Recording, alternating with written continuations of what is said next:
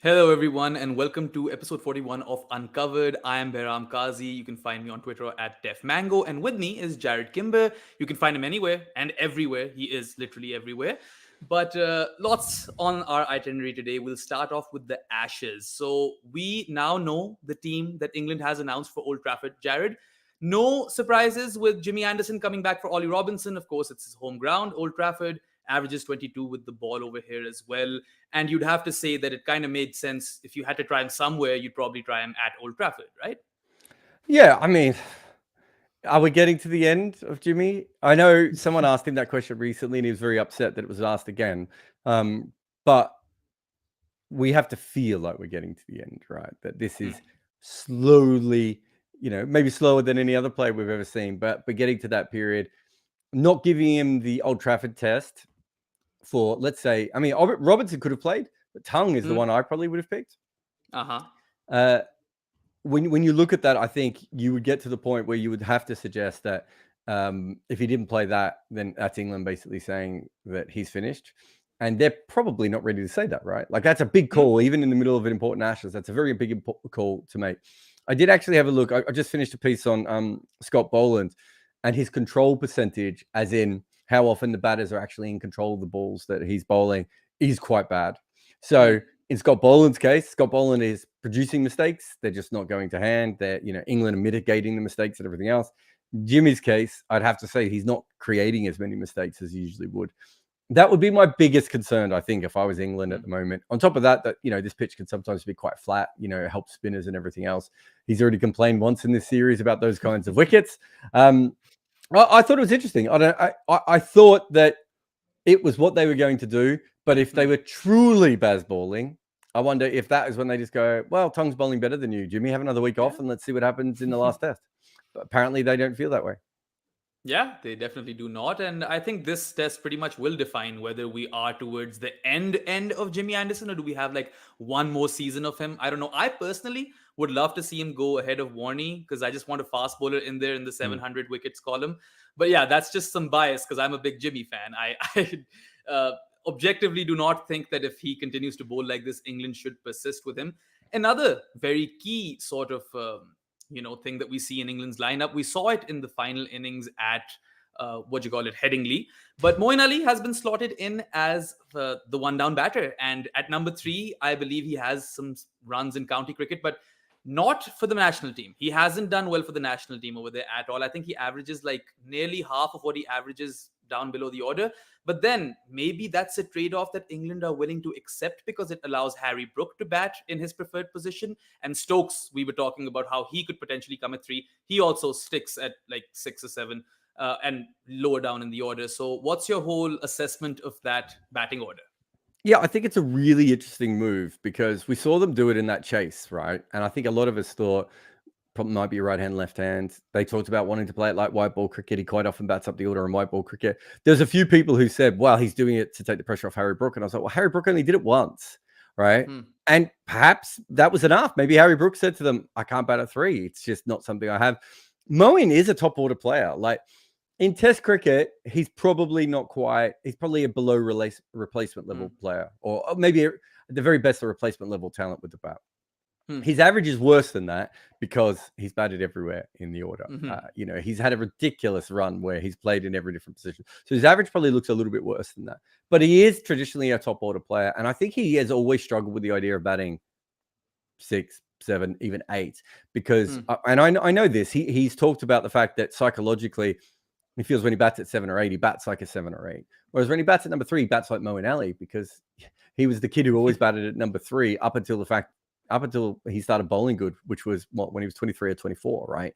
He's not like other players who would slide up and down the order and all those sorts of things. So I think from that perspective, it makes a lot more sense. Having seen him bat at the top of the order, though, he's not match fit, right? You're not throwing Worcestershire's Moeen Ali, who's just come off, 1,500 runs in a county season in to bat at number 3, are you? You're throwing in a bloke who's retired from Test cricket, who you brought back on a Hail Mary to begin with. I don't expect it to do that well. But the interesting thing for me is that this goes back to the old plan, which was throwing Chris Wokes in at number 3 because England didn't have a number 3. So you might as well just use one of the many all-rounders that you have. I know there's big talk of Sam Curran. Sam Curran, I think, used to bat at, I want to say 5 or 6 for Surrey at a certain point, and he was asking about it 3 and 4, right? Because he wanted to improve his batting as well. Chris Wokes, I don't know if Chris Wokes has ever made that call from Warwickshire directly, but I think Chris Wokes has also said at times, I'd like to bat up the order. If I could do that, maybe I can do it for England. It hasn't quite worked. None of these guys are actually that good with the bat. Moeen Ali's the best of those 3 that I've just mentioned, but they all have flaws within their game. However, if it's going to get more out of Harry Brook, so you do have to juggle these things, right? If Harry Brook goes back down to number 5, and let's say at number 5 he can average 45 or 50, and number 3 is averaging 30 or 35, and Moeen Ali's only going to average 25 at number 7, there is an argument that says that it's not making that much of a difference overall. And I do understand that. I just think that it puts a lot of pressure on Joe Root, who's basically batting at number 3 probably at least once in this test match, maybe twice. So if Australia does take one of the openers early, chances are Moeen won't last very long, at least in one of those innings. And that means that Joe Root is batting at number 3 again. And the whole idea of batting Moeen Ali at number 3 is so that Joe Root isn't at number 3. So it's a bit of, this is the sort of thing that analysts talk about a lot. And you can see that this happens in, I think you and I might have been talking about this recently, where you have long test series, right? At a certain point in a long test series, you get to the point where it's not about the best players playing. It's about the players that you can get the most out of. And that might mean that you end up with Irfan Pathan opening the batting, right? Yeah. It might end up being that your third seamer is, Scott Styrus or whatever that, well, not that would ever happen in New Zealand because they never played in series long enough. But whatever that sort of weird thing is, or you've got a wicketkeeper who's a specialist bat, but you don't really want to ruin your batting lineup, so you don't want to bring in another proper wicketkeeper. Whatever that may be, we see Joe Root playing as a spinner, all these sorts of things. They happen in long series sometimes because you really, at this point, it's about scheming for the opposition, right? And they think that they're going to get more out of an 11 with Moeen Ali in the top 7. And this also comes back to the thing that you and I talked about right before this series, which is that Ben Stokes is no longer an all-rounder.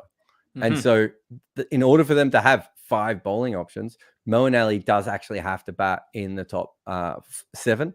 And perhaps even higher than that would be, more helpful. This allows Bairstow to go back to number 7. So now they have Bairstow coming in at number 7. That's quite a powerful lineup with Wokes behind him as well.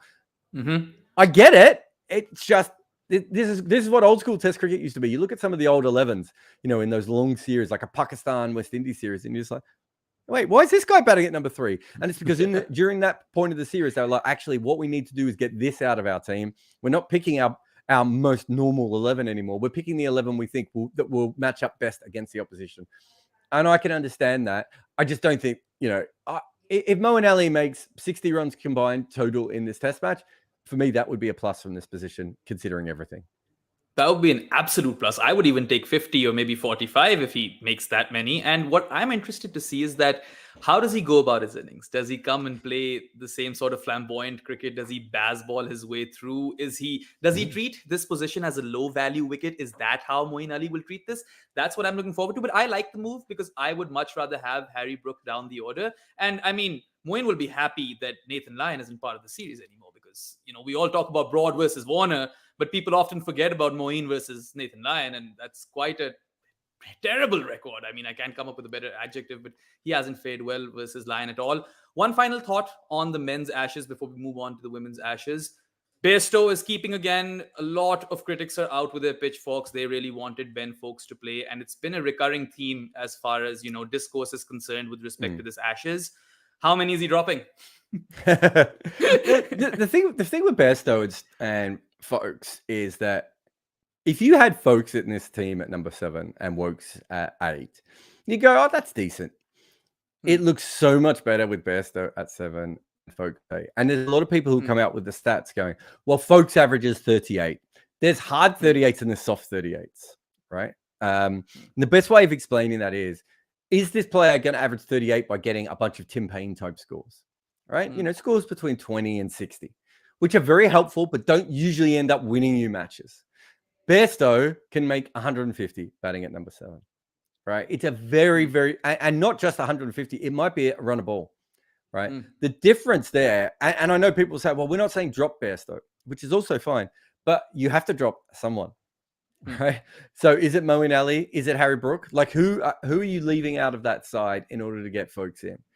If Stokes was fully fit and could bowl, I do think that changes everything. And I think then at that stage, you're making a conversation where, folks probably has to come in. But at this Mm. stage, I don't think they're in that situation at all. So I've got no issue with it happening. Having said that, I think that folks is, if I was picking the team from scratch, I'd probably start with folks and work it out from there. But I understand why they haven't come to that point. They made a gamble at the start of this summer, wasn't it? It was before, it was the Island Test where they started. So they made a gamble at that point, and they're backing it. I don't think on the back of 3 tests, it's worth saying that Bairstow hasn't particularly, made a lot of runs, because he could make 200 runs in this test match, and probably folks is not going to be able to do that. But your original question is how many drops? And that's the thing, is they made a gamble, and I think they made that gamble with limited knowledge. I don't think they had gone and watched Bairstow do a lot of wicket keeping in first-class cricket to see if he had healed properly. They probably just assumed he had. They might have even talked to someone. They have a lot of scouts in English cricket. My guess is if they sent, and I'm trying to think who their wicket-keeping scouts are. It might be Bruce French. Oh God, there's another one as well that I forgot. I've forgotten his name. But there's a couple of guys, Rhodes, perhaps. It might have been one of the other ones they used to send out. I'd be shocked if those guys went and saw Bairstow and went, yeah, he's fine, because he doesn't look fine. His feet aren't moving correctly.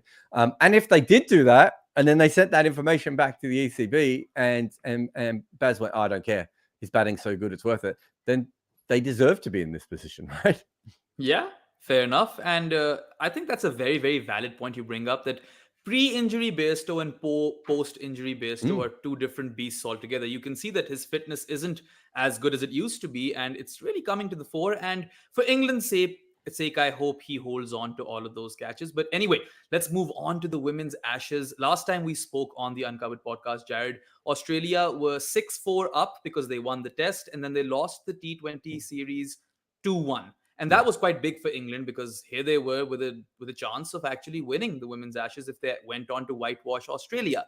Now, 2 ODIs in, they nearly made that a possibility. In the first ODI, England made a record chase. They had never chased down a score of 264. They did that, and they almost broke their record 2 games in a row, because Australia posted, 283, I believe, in the second one, something in and around over there.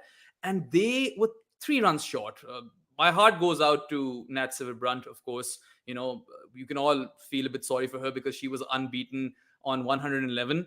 And I think they needed 18 in that last over, and they got 15. So you have to feel for her. But another person, or another cricketer who really, really won this game for Australia was Georgia Wareham.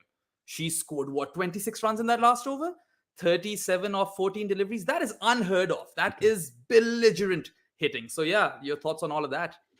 Yeah, I think at a certain point, I don't know if it matters that England are probably going to lose this Ashes. It does to England women's cricket Well, fans. they've already and the lost the urn, right? Australia's already retained. Australia's retained it, right? Yes. Yeah.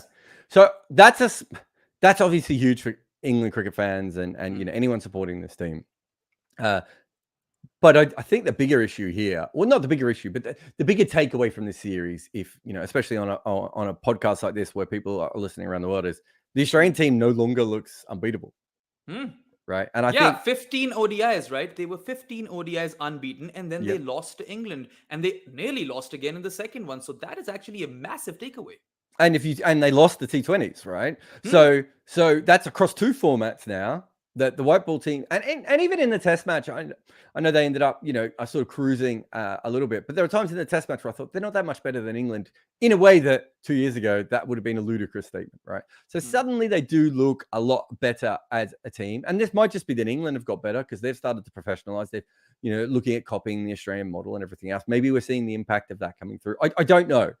But what I do know is that right at the moment, this doesn't look like the Harlem Globetrotters, and that's what the Australian women's team was, right? Like you played them and you lost, right? And if you did win, it was a one-off, right? And, a couple of things went wrong for them, and they still probably got close, but they couldn't get over the line. Whereas now you look at this and you're like, well, it's 5 white ball games, right? So over those 5 white ball games at the moment, England have won 3 and Australia have Yeah. won 2. No, have I got that Yep. wrong? Haven't I? You're correct. You're correct. They Yeah, that's right, lost isn't it? 2-1, and then it's 1-1 in the ODI series. 1-1 in the ODIs. Yeah.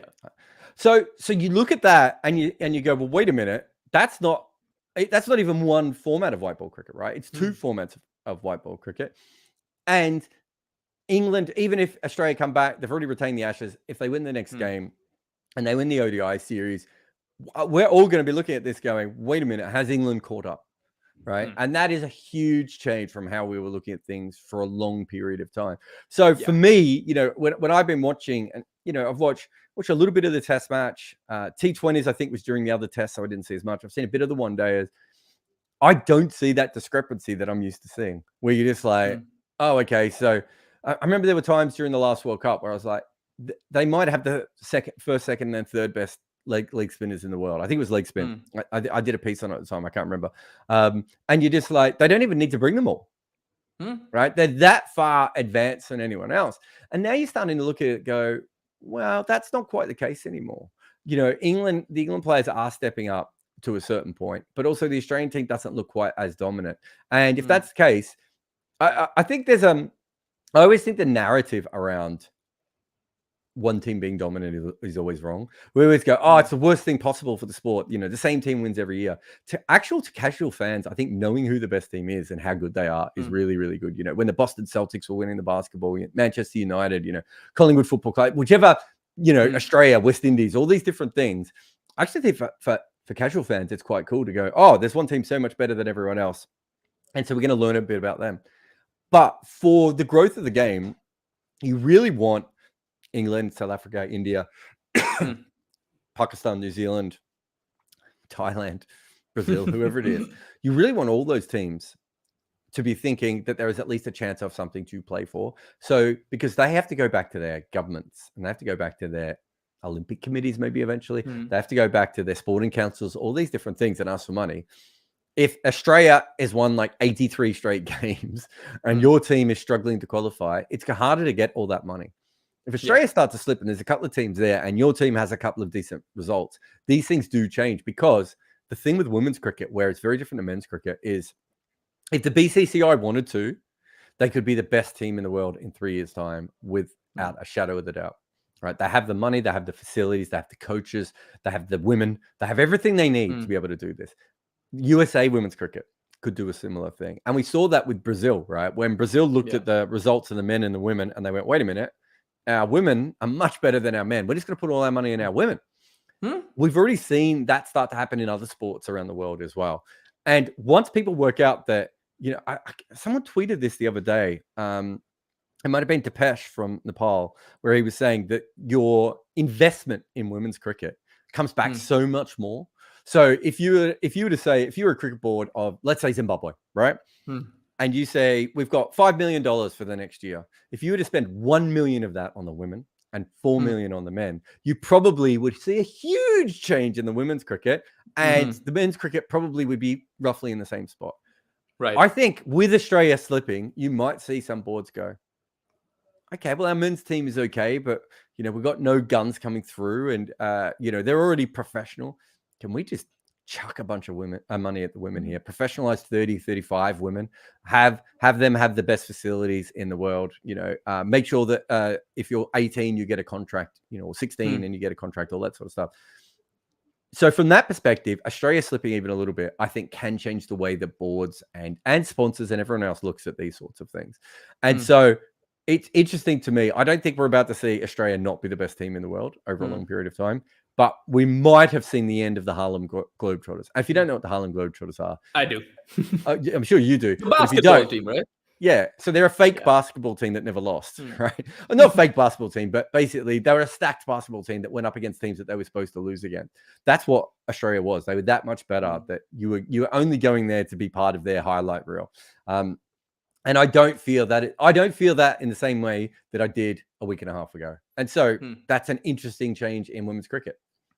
Yeah. What do you think may have been the reason behind Australia's, perceivable slide because look, they have all the top players in the world, and Elise Perry got runs. She got a 90 odd and 40. Beth Mooney got runs 80 and 34. Alyssa Healy has failed for a while now. I Yeah. think that She's might had a be a weird, big reason. yeah, she's had a Yeah. weird one, hasn't she? Look, what if I Even the said to you, spinners were really good, right? You mentioned yeah, leg spin, and Alana yeah. King is a sight for sore eyes. Love to watch her bowl. And also Ashley Gardner, she's having a really good tour. So would it just be like Alyssa Healy, or what other part you think might have Australia might have messed up on What this if I tour? told you that Australia hadn't slipped?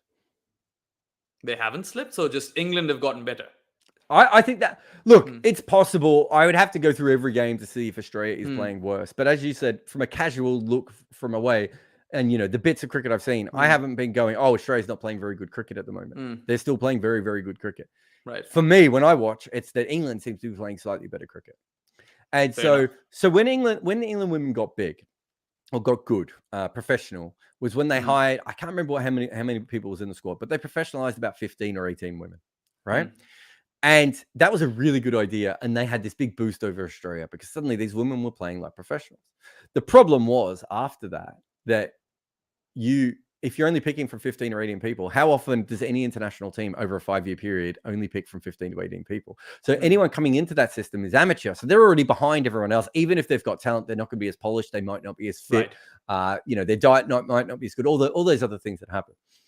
Australia, obviously, by professionalizing so many women across the country, meant that suddenly your backups are really good. Your backup, and you've got these players who come into Australian women's cricket now who probably 10 years ago wouldn't have even played women's cricket. They're playing because there is a way of earning money there. I talked to Damien Fleming. So Damien Fleming's daughter, I don't know if you know this. I only found this out the other day. Damien Fleming's daughter was the #1 draft pick in the women's Aussie Rules competition. So she went to play football. I did not. She also could have played in the women's Big Bash. Hmm. Right.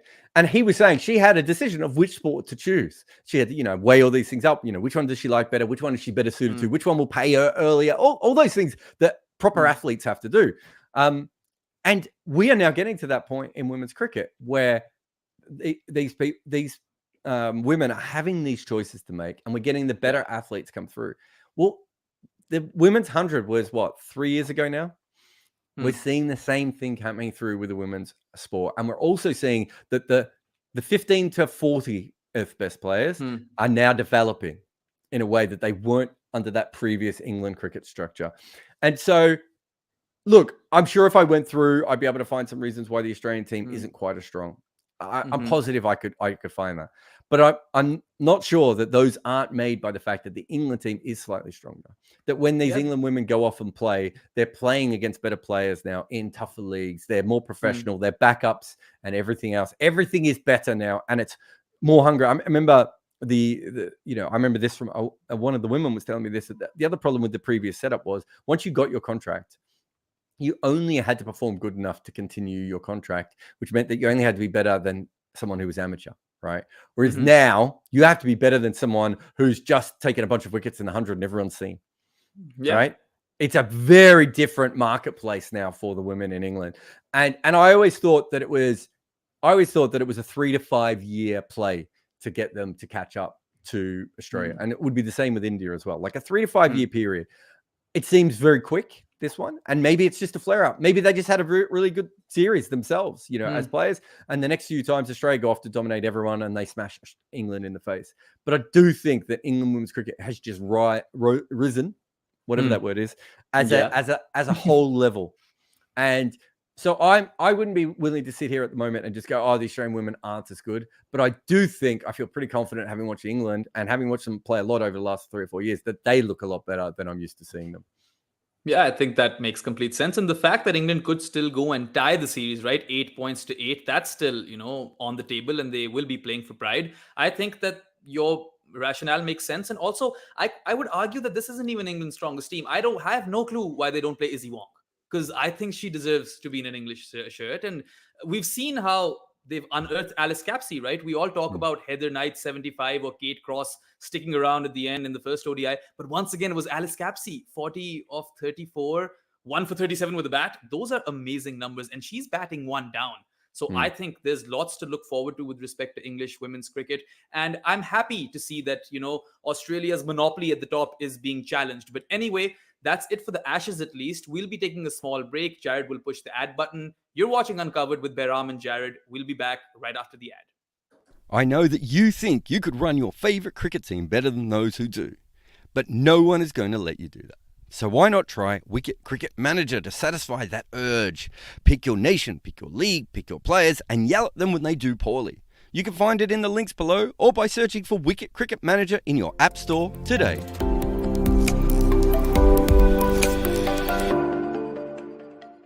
If you enjoy our content, we ask you to hit the like button, subscribe, or drop a comment along the lines of, "Wow, Jarrod, your vibes are immaculate." Additionally, sharing our work on social media, supporting us in super chats, and helping us out on Patreon or Buy Me a Coffee all mean the world to us. Like our stuff? Please support us by whacking that subscribe button like it's a short ball. Or you could just leave a comment expressing your admiration, such as, "Wow, Jarrod, you're the Aubrey Faulkner of YouTubers." Also, please help us spread the word by sharing our work across social media, back us on Patreon, or also support us with live super chats. Welcome back to Uncovered. You're listening to Jarrod and Behram. So before we even get to the rest of the content, download that game, Wicket Cricket Manager. It's How are you doing? How are you doing in this game? It's funny how much it's taken over all of our lives. Also, I made my friend download it and he's doing great. And apparently the trick is to just take unlimited loans because the payment is not that bad. I just took a loan like a couple of days ago, and I've been thinking about taking. So for those who don't know, we're talking about Wicket Cricket Manager, which is like the old international cricket game, but way updated and everything, and like a football manager game. And it is way tougher than I thought it would be. Usually on these games, it takes me about a week to work it out, and suddenly I've got the best team in the world, and I can't lose a game. This is way tougher, and it's just at that point where it's going to start annoying me now. And I've already noticed that, like, sometimes I'll be out with friends and I'll be looking down and go, I could probably just go through a game here and see how I go, No, but it is good. But okay, the loans. No, I'm glad that this has now become a support group for Wicket Cricket Manager. They're a sponsor, but they're part of our lives. Yes. Please download it, support us. They help pay our bills, my bills in particular. So please download it. And yeah, it's really fun. I enjoyed it. It's very intuitive. It's simple and it's easy to play. Hard to master, easy to play. Don't forget to take your loans and get that sponsor in which they just give you money regardless of the win or loss. I think that's the proper sponsor. I did that one too. Yeah. Yeah, but it's an absolute annoyance when your players' contracts run out. So keep an eye out for that as well. But anyway, moving forward to India versus the West Indies in the first test at Roseau Dominica. Absolute pounding that West Indies has received at the hands of India in innings and 141 runs. It was like boys against men, really. And there's so much to talk about over here. But let's just start off with the fact that out of 20 West Indian wickets, 17 were taken by India's spinners. And out of those 17 wickets, 12 were taken by Ravichandran Ashwin, who India conveniently did not select for the World Test Championship final. And it was a 5-wicket haul in the first inning, 7 for in the second. He now has 34 5-wicket hauls in Test cricket, the most amongst active cricketers.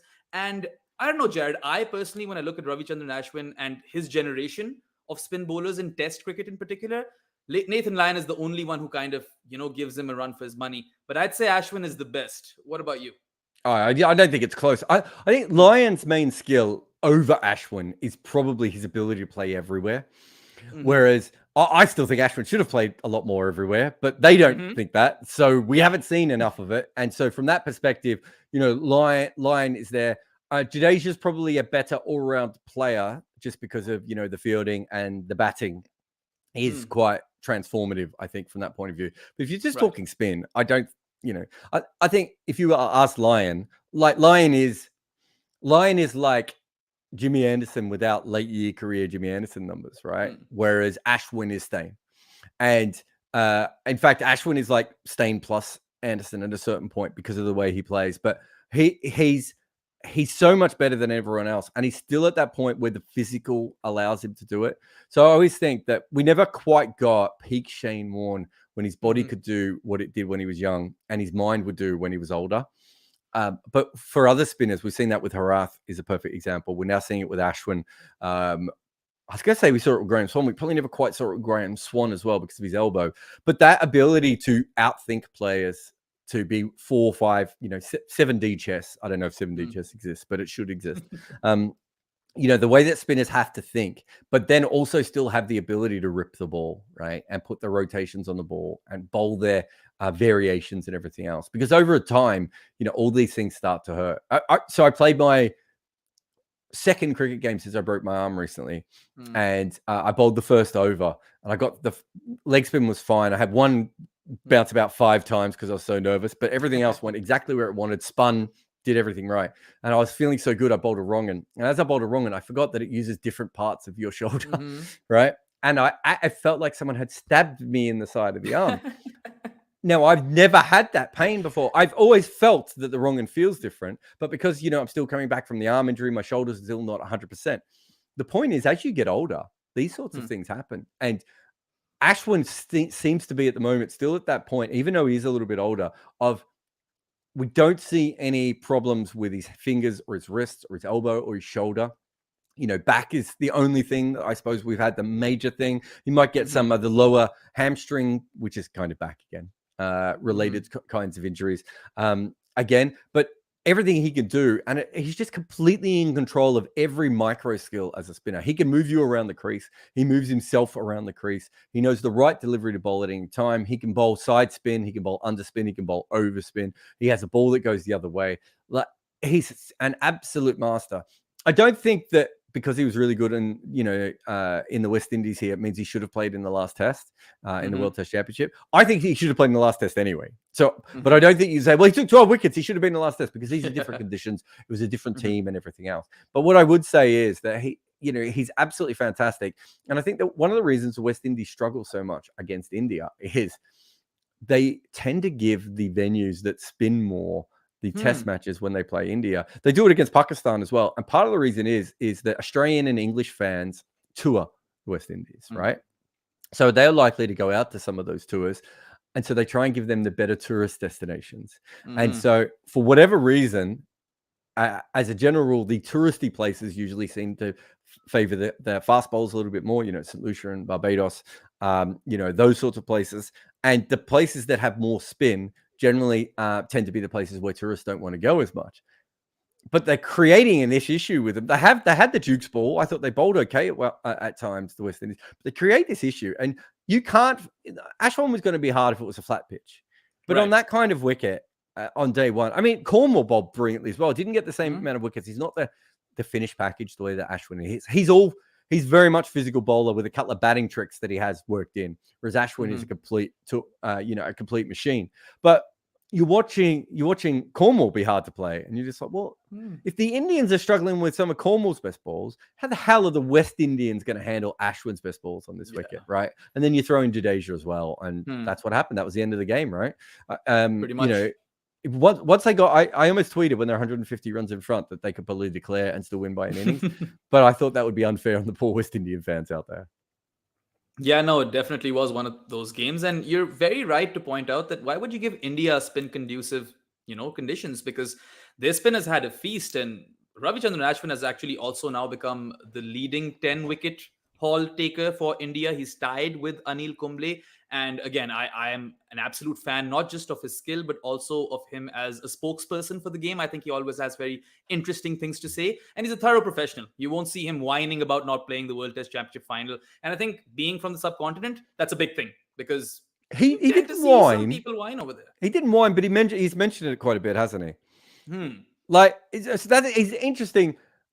He's smart enough not to make it completely obvious where everyone's going to attack him on social media for it. But he's also aggrieved enough to bring it out. Because I felt that he still mentioned it. He's somewhere he's like a high functioning Stuart Broad. Because if Stuart Broad would have done it, we all would have kind of made fun of it, and he would have done it wrong, and that sort of. Stuart Broad would have just said that, why have I been dropped? And he would have tweeted at the ECB or something. I think he's done that, hasn't he? He probably has, yeah. But whereas Ashwin did it in a way that you kind of had to read between the lines, which means that it's not a natural headline, right? It's not Ashwin slams selectors or, Ashwin feels, all those. He had the ability to just keep it back, which again, he's a really intelligent player. He seems like a really intelligent person off the field as well. So we're not surprised by any of this, but he is, you see him in conditions like that, and especially with a bunch of left-handers, and you do think, what are these players actually supposed to do? I think it was the ball he got Chandrapal with. Chandrapal was playing quite well. I think this must have been the first innings. He was playing quite well. Hadn't been in for very long, but looked okay. And I reckon I'd seen him face one ball of Ashwin. I was like, well, if he faced 15 more, he's done well here.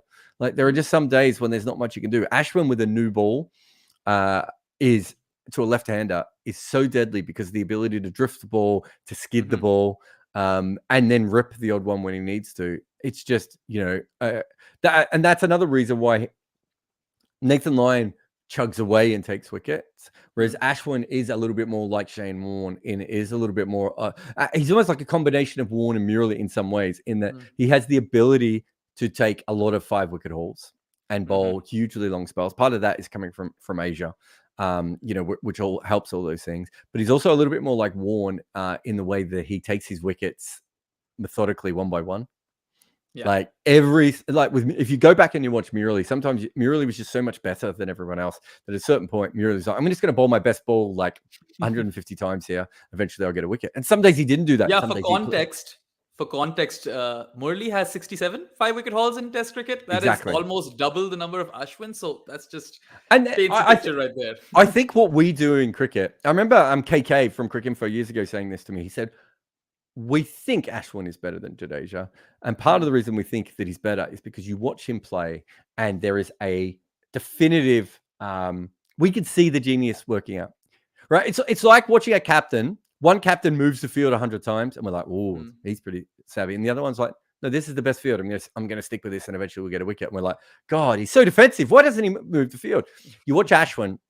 And Ashwin's changing up, the angles, coming up with new things, inventing new methods, trying different things and everything else. And then you watch Murali or Jadeja, and there's a lot more of, my best ball is so good, I'm just going to bowl this best ball for like 150 balls. And at the end of that, I'm probably going to get like 4 wickets, right? And it's a different way of bowling spin. It doesn't mean that Murali didn't have the ability of Ashwin, because obviously quite clearly he did. You wouldn't be able to take that many 5-wicket hauls. And Jadeja is much smarter now than when he was young, and he just had one good delivery and occasionally one would go straight. He's a much better bowler than that now.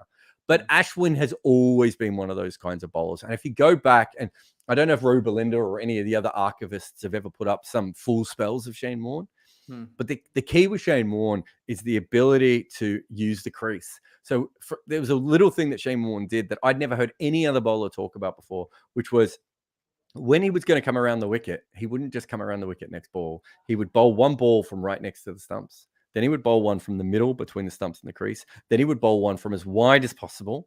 And then the following ball, he would come wide.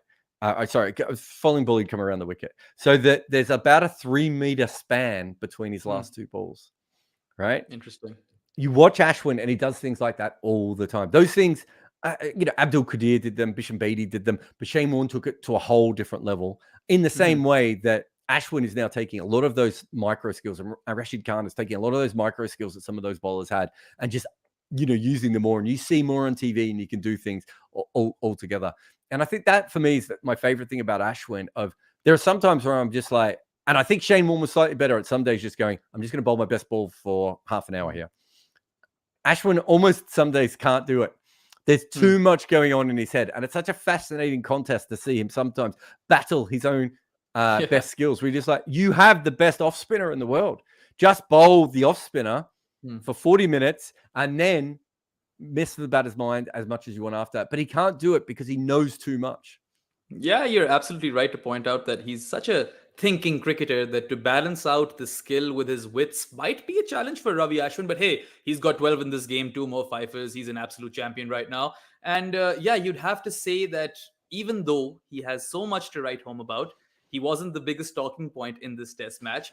We had much of the same when Rohit scored a ton and Virat scored 70 odd, but Yashasvi Jaiswal on test match debut, in his debut test innings as opener, scored 171 runs of 387 deliveries. Now, I was watching the start of this innings and he was quite flashy at the start. He was going for that aerial cut. He got lucky at the start a bit, but then he started batting time. And even though he played his cut shots beautifully, used that a lot, even the grounded ones versus the spinner, but he brought out his cover drives. He brought out his pull shot. He even reverse swept at one point.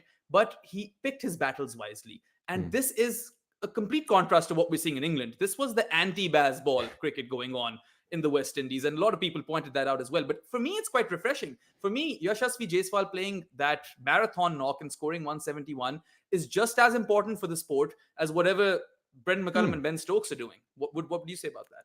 Yeah, I mean, what I liked about the innings in general was, and I've compared it to when I first saw Joe Root play in Nagpur, and in both cases, they were playing on pitches that, weren't particularly tough. I would say that this pitch wasn't as good as the Nagpur one, which my memory of when India played there, it was as flat as anything. But again, West Indies all their bowlers kept getting injured at various times. They had a bunch of part-timers bowling to him. If he'd faced Raheem Cornwall and Roach had bowled a couple more spells at him, it would have been interesting to see how he would have gone. He also got lucky, right? He was LBW and they never, I think that was or something. He was already 100 then though? Yeah, he was 130 odd. Then. Yeah. No, look, he did have some luck. I think that's also fair. What I liked is what you were talking about before. He came out, and I think you said he was flashy, which he was. He came out like he was on 75 not out. Yeah. And I suppose the cricket phrase, which probably comes out of Australia, is batting like a millionaire, right? And he was certainly doing that early on. And then you start to and when Cornwall got on top of him a little bit, he changed his game and he started batting in a particular different style for a little while. And that was the point at which I went, this guy has gears. He has the ability to flip them when he needs to. He still put away the bad balls. So it's not like he didn't do what Ben Stokes would have done. He didn't go all out attack and then all out defense. He was defending a little bit more, but when the loose ball was there, he would hit the boundary. When he thought there was a good matchup, when the part-timers were on, whatever that may have been, if a fast bowler was getting tired, he would go for them. I just thought from beginning to end, it was a very, very skillful innings and a very, very, it was a proper batting innings. And so sometimes you might see, Michael Slater all those years ago, and he's full of energy and he comes out and explodes. We saw Sehwag do something similar. We've seen, young players make 100 when the conditions are in their favor, all these different things. Within this innings, I think we saw a lot of different reasons why he looks like a next level batting talent. And it was the ability to play to the moment at any one stage. It was the unflappability when he was struggling a little bit. It was ramping up, ramping down, the way that he would still attack when he had a defensive mindset, the way that he would still defend when he had an attacking mindset. Everything screamed top level elite batting talent. And I know when he was not out in the first day and everyone was getting really excited, everyone in cricket. And I'll explain the many different reasons why people are getting excited from that. The first one is there's no notable flaw within this game. Right? This isn't Zach Crawley or Matt Renshaw making runs where you're just like, yeah, they're really good, but they probably can't do this other thing, right? Or Ollie Pope, right? And even from what we saw at the moment, there was nothing within that. And let's see what happens when Pat Cummins and Neil Wagner and, all these different kinds of bowlers he has to go up against on English wickets. But based on what we saw there, and it was against the Duke's ball, and Kemo Roach is one of the best bowlers in left-handed. I'd say the best seam bowler to left-handers of this generation, probably since Glenn McGrath. I thought that he did everything that he needed to do without me seeing any flaws where I'm like, I'm not sure how this will translate. The other thing is that technically, again, there doesn't seem to be, I mean, when Cameron Green came in, it was straight away, he's a bit front paddy. He's going to have to work this out, right?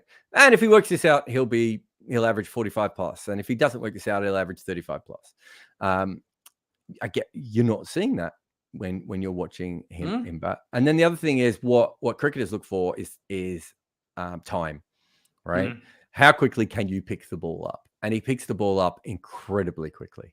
And all those things go together. That's why they were excited. And I know when he was 40 not out, people were making fun of Simon Hughes and everything else. And to be honest, Simon Hughes has that relationship with that Rajasthan Royals owner. And, there may have been some ass kissing in his message, but so many people were saying the same thing in cricket. And I was getting so many messages from friends who'd never really seen him, haven't watched the IPL, cricketers and coaches going, is this for real?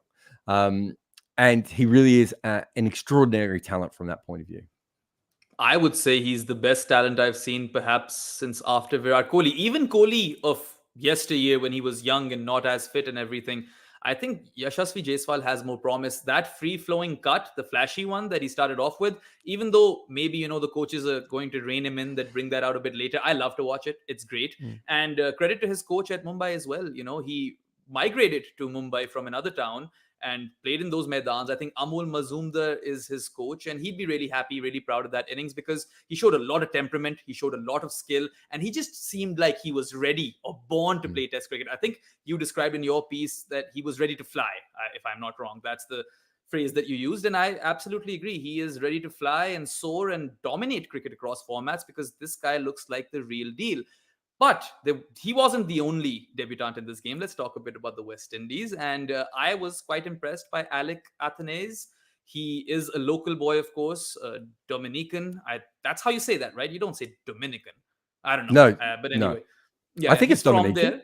Now you've Yeah, confused that's me. what I would think as well. Yeah, but he's a local boy playing in front of a home crowd. Top score for West Indies in both innings. Yeah. Got 20 odd in the second one, 47 in the first. Also took his maiden Test wicket, which was Rohit Sharma. So that's some fun stuff for him. A bunch of catches as well, I reckon. I think he got 2 or 3 catches.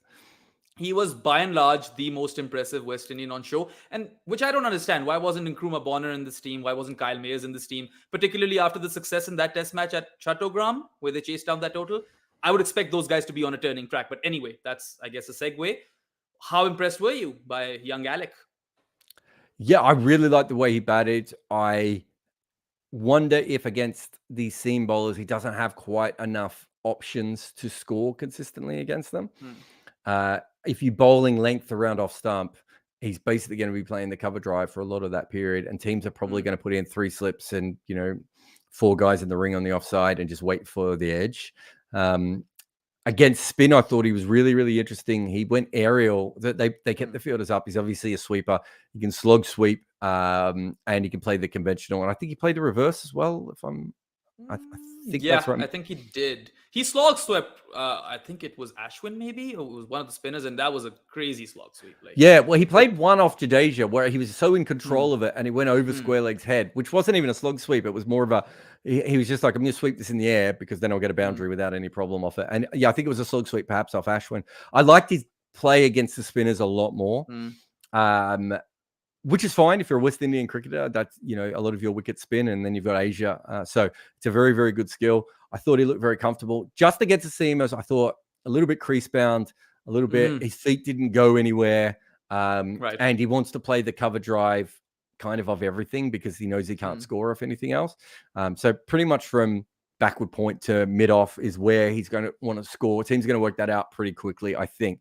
But I liked his temperament. I love the fact that he lost his contract and it's not like he's playing for a major team. He's playing for the Windward Islands, I think. Lost his contract, had to fight his way back, was an under-19 star.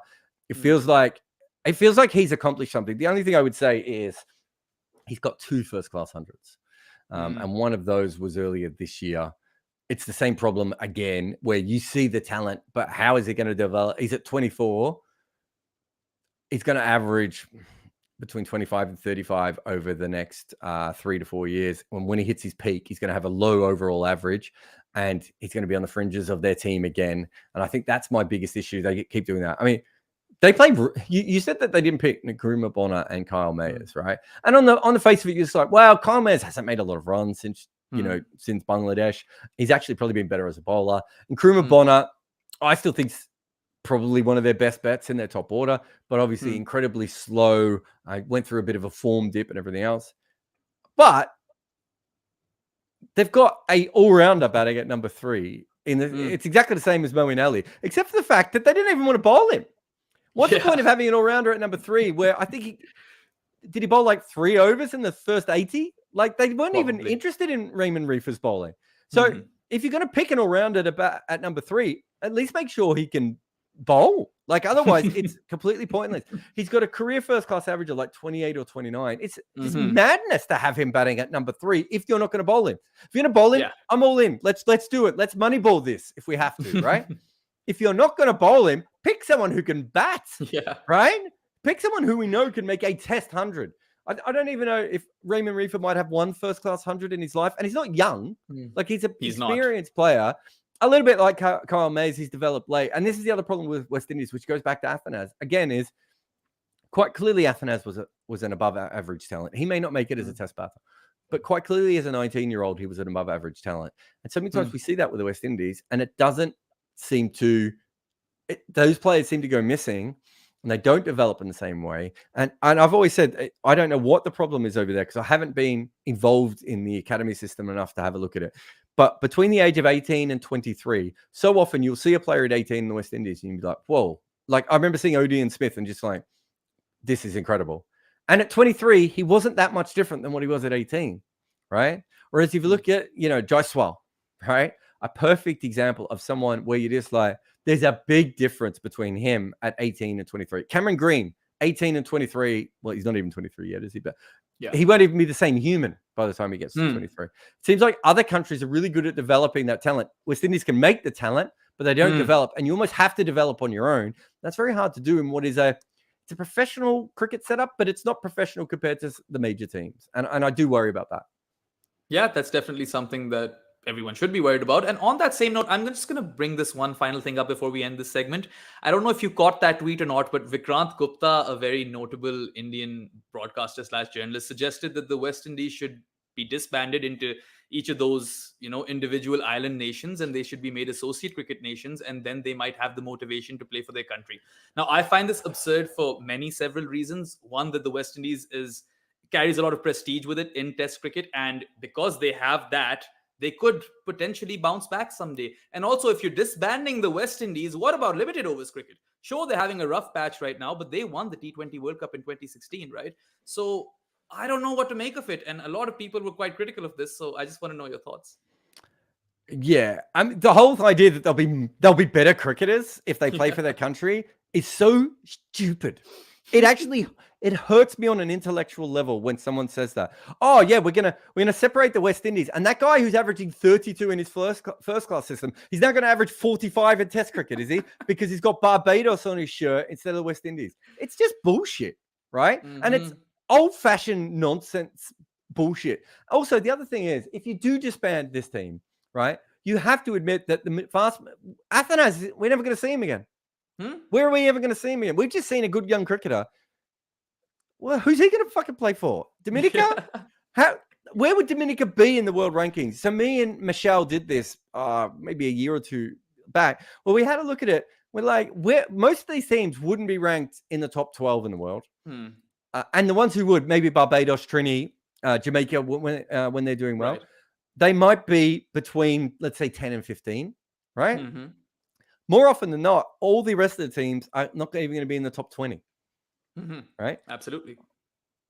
Okay, they're playing for their team now. I don't remember at the Commonwealth Games, the West Indians doing so much better because they played for their nation. Did the West Indian women win the Commonwealth Games gold medal, Behram? You'll have to go and Google that one. But I don't think they did. Yeah. I think they beat a team lost to teams that were better than them because other teams were better than them.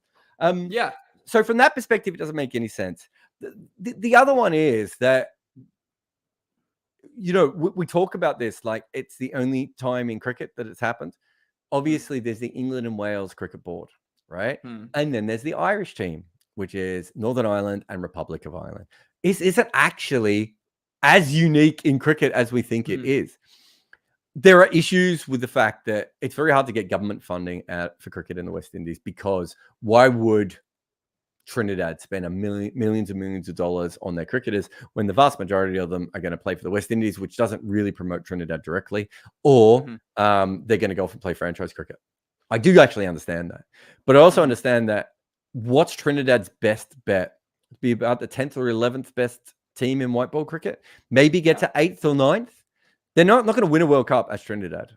And I say that as no one respects Trinidad T20 cricket more than I do, but I can't see how they would ever win a World Cup, right? Maybe they have a tournament where they make the semifinals, but I would doubt that.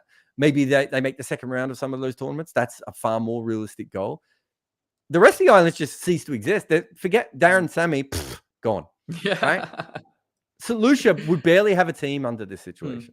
And it's always said when they're losing, but when they're winning, right? So when they had that couple of years where they started to win Test matches, so 2016.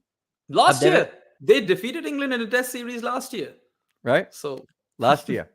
They've won it. They've won. Their men and their women have won an ICC tournament sooner than the Indian women and the Indian men have. They played some really good Test cricket over a period of about 2 or 3 years. Did they draw a series in UAE against Pakistan? They won a Test match, but they won a Test match. They won a Test against match in Misbah's UAE. team. Yep, against a very strong team. You know, they're not great and they can't bat. Their bowling's pretty good. Their bowling keeps them in some Test matches from time to time, but they're not a great team. And I don't see how them all going off on their own is going to make them a better team. Having said that, I think the other argument would be that I'm not sure they're going to get any better as the West Indies than they currently are either. Now, who knows? Professionalism and, you know, a bunch of West Indians looking towards what Chris Gayle and Andre Russell have done and been like, okay, well, let's not go into sprinting. Let's not go into boxing. Let's not go into basketball, right? Or football. Let's actually try cricket because there's a lot of money here. Perfectly reasonable thing to believe that those sorts of things might happen. I mean, we haven't seen the children of 2016 yet, right? That's going to be in the next 5 to 6 years. We'll start to see those sorts of players come through. All those things are very, very possible, and we have another upturn. I find it hard to. I think all the times West Indies cricket was ever successful, it was successful because of external factors, right? And because of that, it means that they've never actually learned how to develop their own cricket to be great. And that is a tough thing. And I don't know how they ever overcome that, if we're being honest. But on 2 different occasions, they've been the best at Test cricket and the best at T20 cricket. Plus, they had the one-day cricket for a long time as well. It seems weird to me that every time they play a bad Test or they get kicked out of a tournament, they need to be, disbanded. And then when they play good again, no one ever says, actually, this is the reason we should keep them together. Like, you can't have one without the other. Absolutely. And I mean, I think a lot of people were quite critical of that. Plus, I don't know much about this, but personally, I feel that already they have issues with the West Indies board not being able to offer them a lot of money through the contracts. I don't see that situation getting better if you're going to break those countries up. Like Jamaica or Barbados individually will never be able to satisfy the pockets of cricketers who are earning a fair bit in T20 franchise cricket. But anyway, that's it for this segment. We'll have another ad and we'll be back with some Asian cricket. Pakistan versus Sri Lanka and Afghanistan versus Bangladesh. A few years ago, I had a panic attack after ESPN Cricinfo made me their global writer. I'd earned that position, but I also felt like a fraud at the time because I didn't really understand how I wrote. I understand that there was a process and gears and different styles and things, but how it all came together felt a little bit random. And so I began to panic like a golfer with a natural swing, worried one day I'd just end up with the yips. And would my career be over? So I took my writing apart piece by piece until I understood it. And then I figured out I could teach others all the mistakes I had learned. So I started an online course where I tried to make it as cheap as possible so people like me would be able to afford it. It's called Fans with Laptops, and heaps of people from around the world have used it so far, from first-time writers all the way through to professionals trying to improve.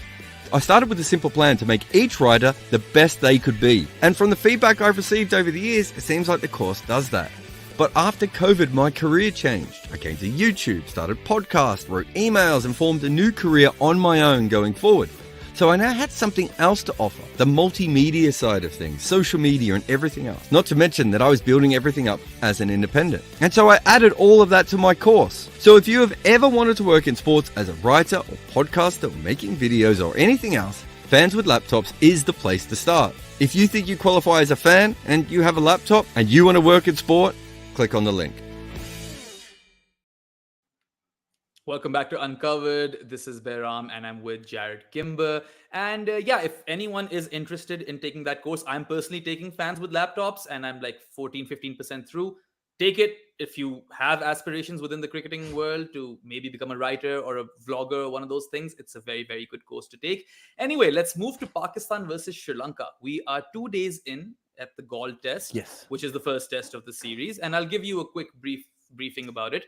Shaheen Shafridi's back. He took wickets with the new ball, got a 3 first. Sri Lanka were on the back foot, 54 odd, 54 for 4, I believe. That's when Angelo Matthews and Dhananjaya De Silva started playing well. Matthews fell for around 64. Dhananjaya went on to make 122 runs. And he has this penchant for scoring big runs versus Pakistan. He always does this. He scored his 10th 150 test matches. 3 of them have come versus Pakistan. Really good, free-flowing, counter-attacking innings. He is the reason Sri Lanka ultimately got to 312. including a 29-run partnership for the final wicket. Shaheen took 3, Naseem took 3, Abrar took 3, and there was Salman Ali Agha with the solitary wicket. Now, you've seen enough Test cricket in Gaul. Do you think that 312 is a big enough score, particularly because Pakistan are 221 for 5, and we'll get to that later, but just on the first inning score? No, I saw the end of day 1, and I was watching a bit of it then, and they lost a wicket right on stumps, didn't they?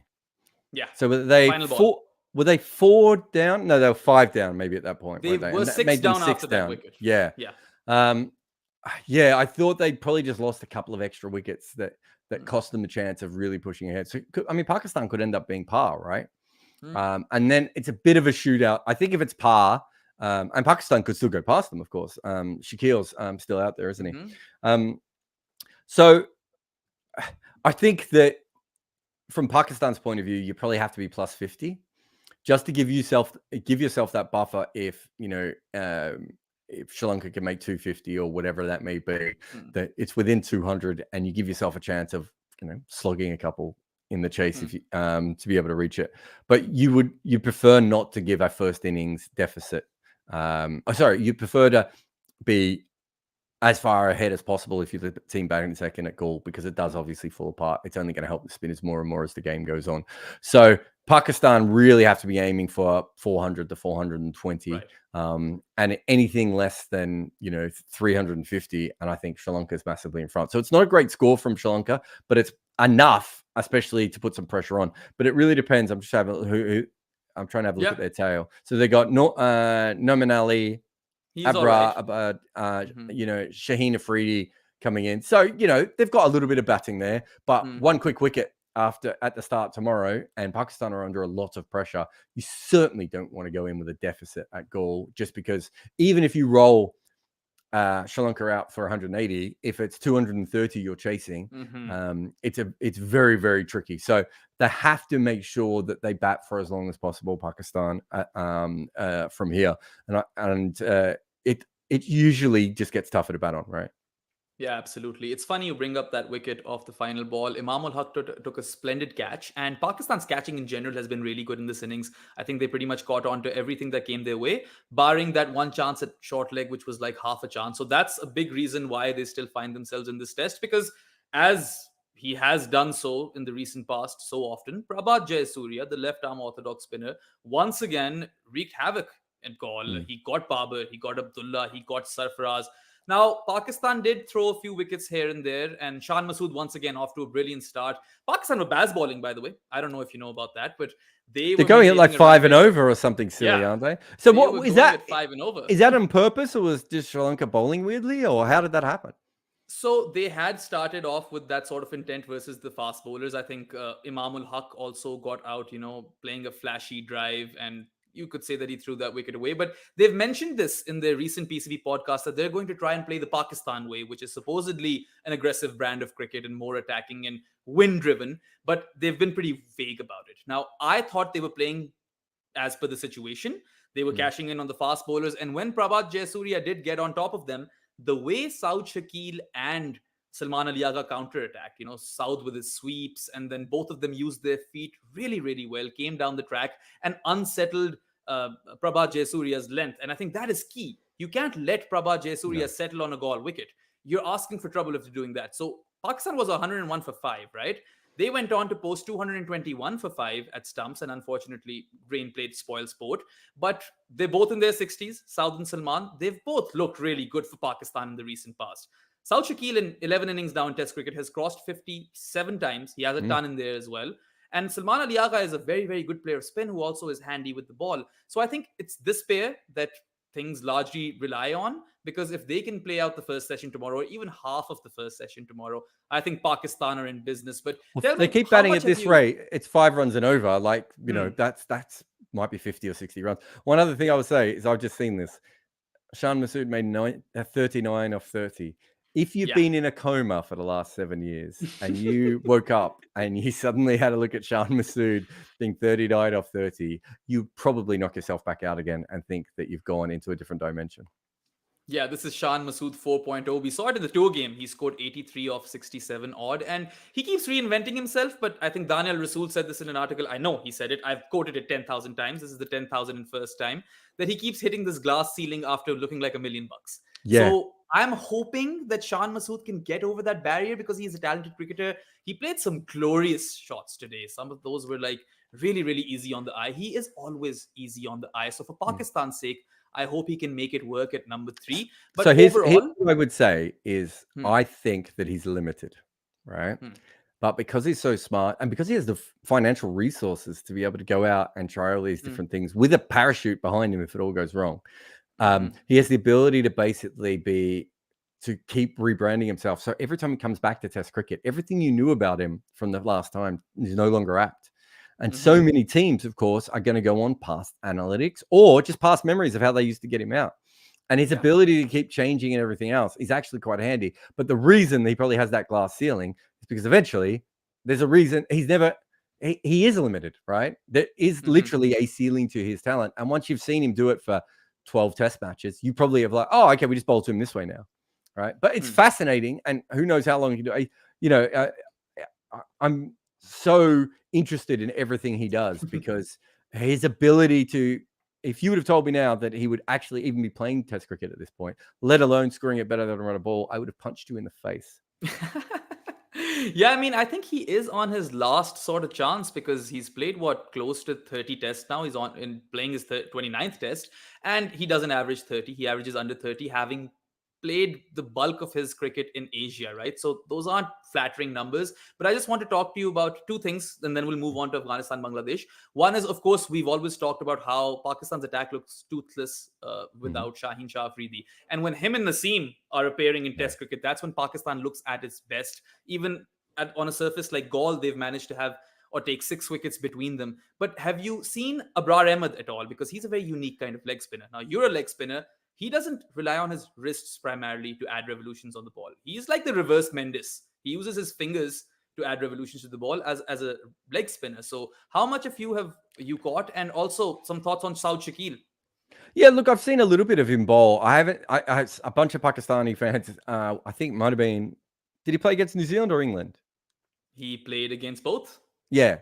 So I think one of those series, people were saying I needed a big deep dive, but I didn't have the chance to be able to go through it. Mm. He actually reminds me a little bit of Chris Harris.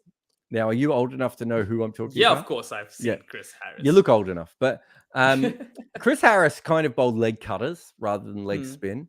And I often, as a leg spinner, would kind of bowl halfway between leg cutters and leg spin, just because it helped. I always felt I could drift the ball more bowling leg cutters, Hmm. weirdly enough, and I could get the ball through a little bit quicker. And I wasn't powerful enough to be able to do that.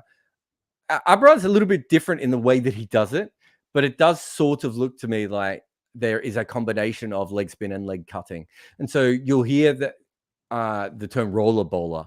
Hmm. They used to say that about some spinners. It's not as on trend these days to use that, but it used to be what they would call to certain leg spinners. You know, basically he just rolls the ball out rather than ripping the ball out.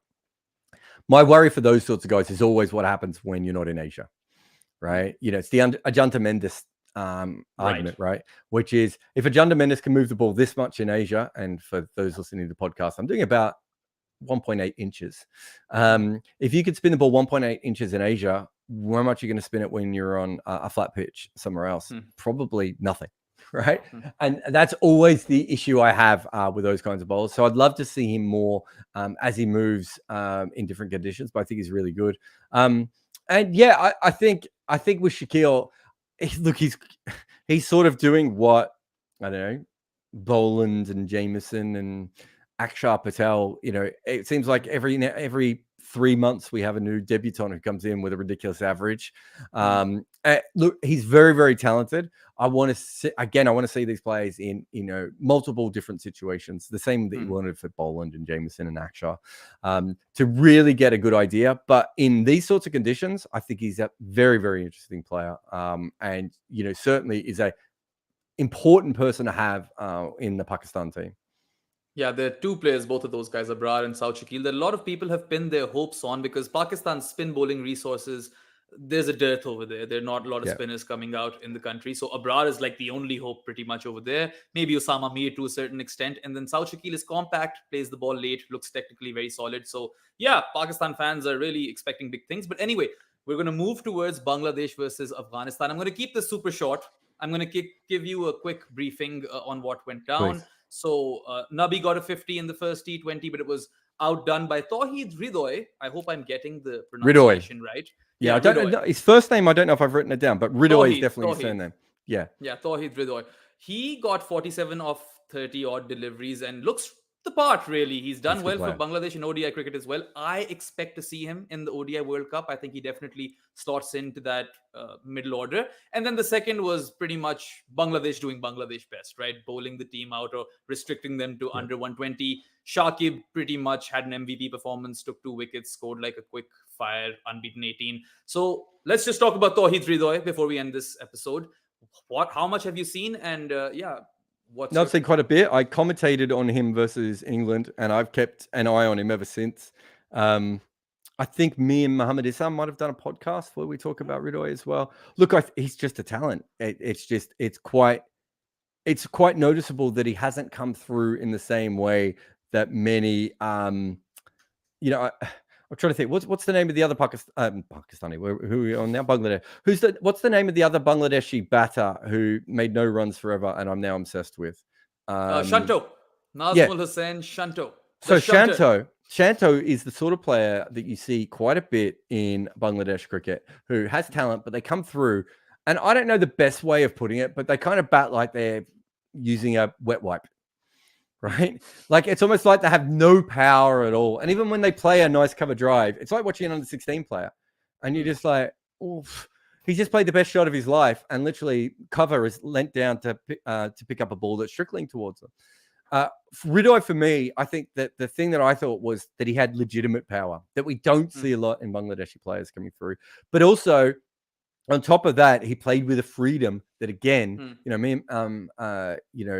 myself and Isham have talked about this a lot, that Bangladeshi batters sort of come through this natural sort of pessimism.